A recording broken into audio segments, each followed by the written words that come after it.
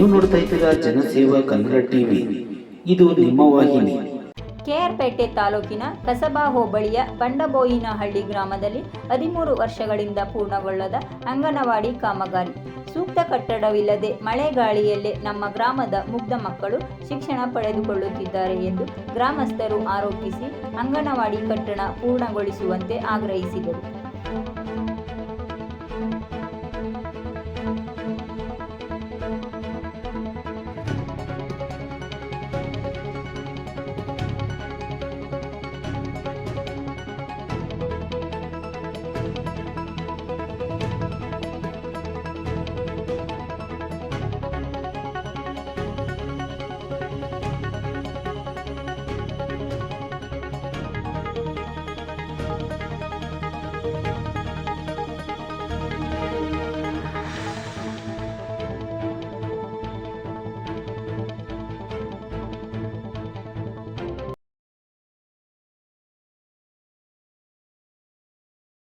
Subscribe button ಮೇಲೆ click ಮಾಡಿ ಹಾಗೂ ನಮ್ಮ ಹೊಸ ವಿಡಿಯೋ ನೋಟಿಫಿಕೇಷನ್ಗೋಸ್ಕರ ಪಕ್ಕದಲ್ಲಿ ಕಾಣುವ ಬೆಲ್ ಬಟನ್ ಮೇಲೆ ಕ್ಲಿಕ್ ಮಾಡಿ ಹಾಗೂ ಲೈಕ್ ಮಾಡಿ, ಶೇರ್ ಮಾಡಿ, ಕಮೆಂಟ್ ಮಾಡಿ.